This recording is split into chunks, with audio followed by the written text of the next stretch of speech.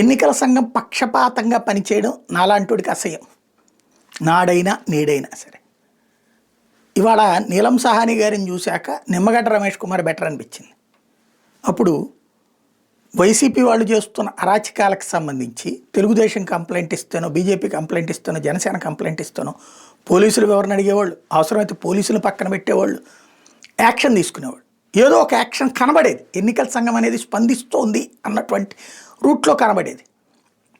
సరే, అది జగన్కి వ్యతిరేకంగా చేసిందా లేకపోతే తెలుగుదేశానికి అనుకూలంగా చేసిందా అనేది పక్కన పెడితే, ఆ రోజునున్నది అధికారంలో వైసీపీ కాబట్టి ప్రతిపక్షం వాళ్ళ యొక్క పాయింట్స్ని బేస్ చేసుకుని తీసుకోవాలి, యాక్షన్ తీసుకున్నారు. బట్ ఇవాళ పరిస్థితి ఏంటి? నీలం సాహ్నిని తీసుకొచ్చి ఎక్కడో ఉన్న ఆవిడని ఇక్కడ చీఫ్ సెక్రటరీని చేసిందే జగన్మోహన్ రెడ్డి.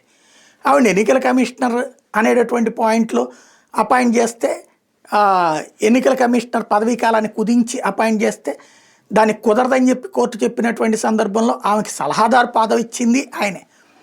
తర్వాత ఎన్నికల కమిషనర్ పదవి ఇచ్చింది ఆయనే. అంతా అయిపోయింది.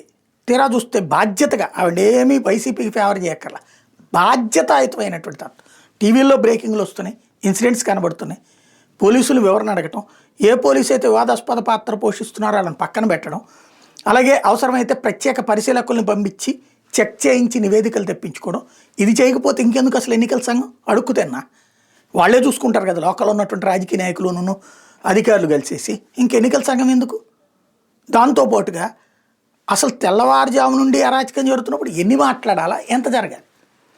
ఇదివరకు ఈమెతో పోల్చుకుంటే పెర్ఫార్మెన్స్ పరంగా 100కి 60 మార్కులు నిమ్మగడ్డకి వర్తిస్తాయి, ఇంక 100కి 10 కూడా పనిచేయదు అనమాట.